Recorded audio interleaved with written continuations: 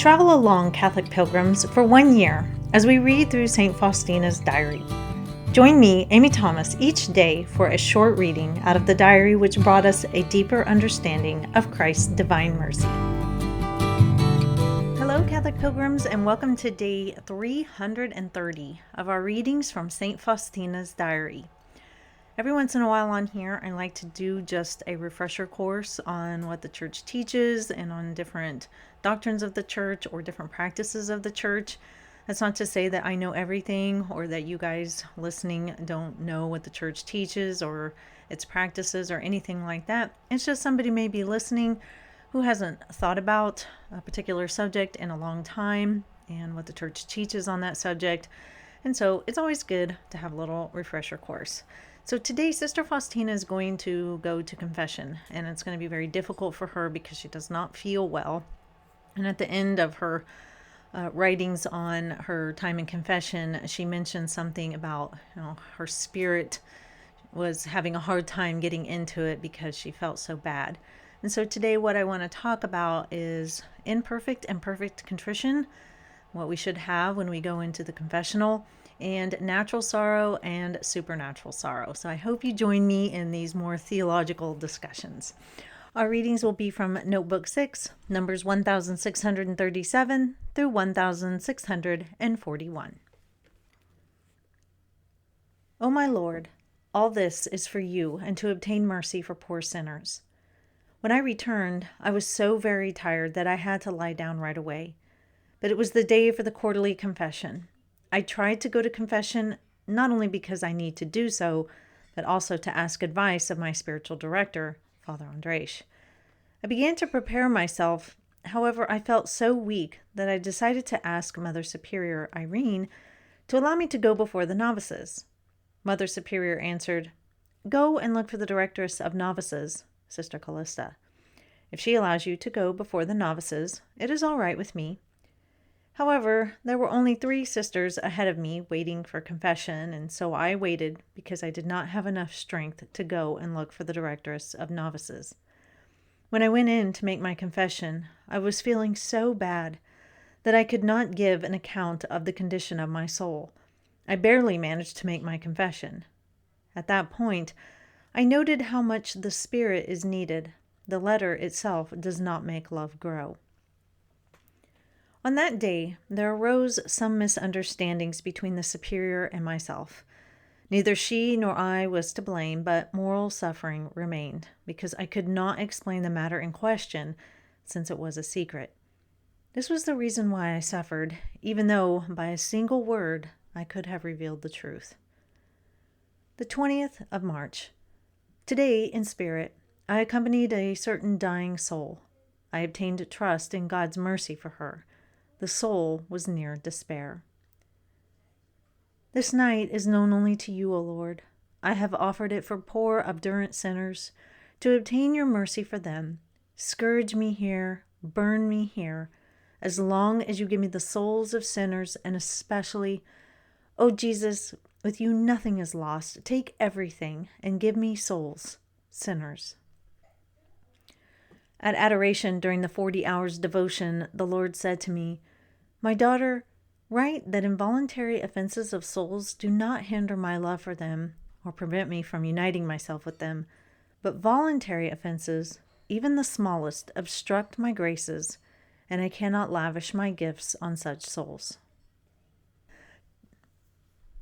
So as most of you know, when we go to confession, we need to have our soul in a certain disposition. We can't just walk into confession running in off the streets, trying to fit it into our busy schedule. There needs to be some preparatory time. And there are a couple of things that need to happen. There are 2 types of sorrows that we can have for our sins. The first one is natural sorrow. And natural sorrow is basically sorrow because you got caught. That's the type of sorrow that we feel when we would have rather have continued in our sin, but you caught us. And now we feel sorry because there's probably going to be some repercussions for this. That's not a very good type of sorrow, natural sorrow. And a lot of times there's not good contrition that goes along with that type of sorrow. And so it's not sufficient for going into confession. We can't go into confession with just natural sorrow, just, oh, well, God sees everything that I do, so I'm kind of caught in my sin. Yeah, and I feel bad for that because, yeah, there may be some punishments that go along with that, and I may lose friends or family, or people may get mad at me, or something like that.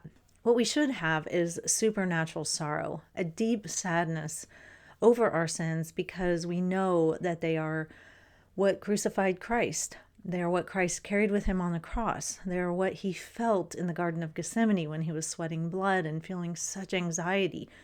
So, supernatural sorrow is when we have that deep, deep sorrow for hurting God and not doing his will and doing things our own way. And we realize that it's not the best way to be when we cling to our sins. And so we really need to strive to have supernatural sorrow when we go into confession. That is what is required.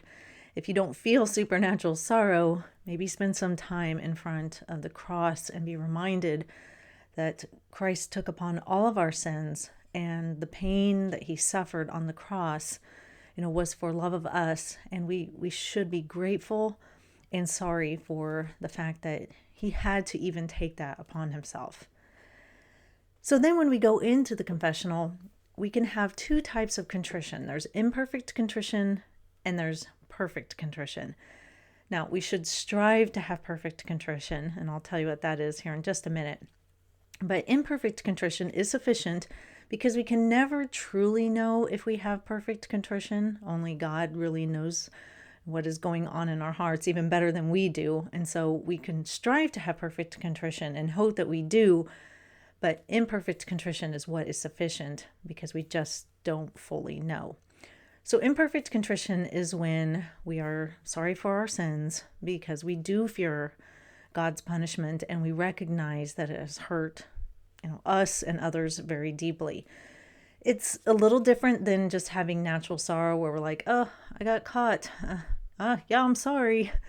Imperfect contrition is when we are sorry for our sins and we fear God's punishment and we don't want to continue in that sin. It's not as if we, are only sad that we got caught, but we would rather be continuing in that sin, and we wish we wouldn't have gotten caught so that we can continue on with the vice that we are sunk in.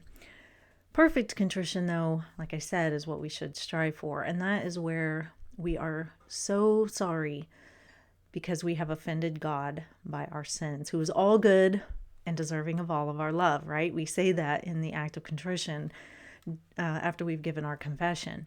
And so that's what we should strive for, recognizing that God is all good, he deserves all of our love, and even the smallest sin is offensive to him because he is our creator, he gave us life, he just showers us with blessings. And so whenever we sin and turn away from him, it causes a rift, and that should make us extremely sad, and we should be really wounded in our hearts that we would cause God any offense and that we would do anything that would, show ingratitude or just not be loving towards him. And so that's what we should definitely strive for. Like I said, imperfect contrition is sufficient when we go into confession, but we should always try to rouse within our souls perfect contrition.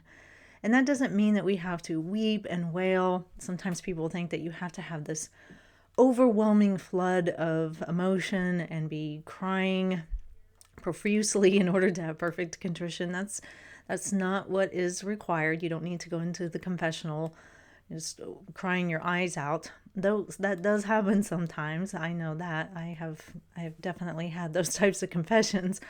But that's not what is required. We don't need to muster up, that type of thing. We don't need to have deep, deep emotional outbursts or anything like that. But just recognizing, what we have done has, offended God, has hurt our souls, and that hurts us, has hurt somebody else's soul possibly, and that causes us a lot of pain, and that we just want to try our hardest not to commit that particular sin again.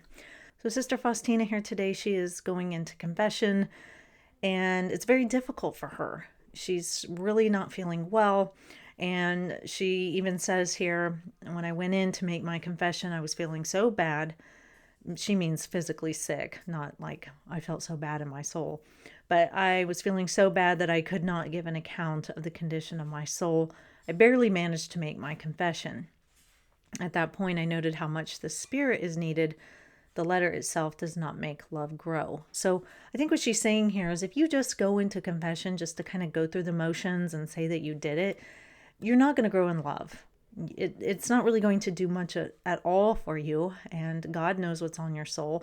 Even though you may receive absolution from the priest, if you go in and just go through the motions, you don't have supernatural sorrow, you don't have imperfect or perfect contrition, God will know, and love will not grow in your soul, and it will be kind of pointless.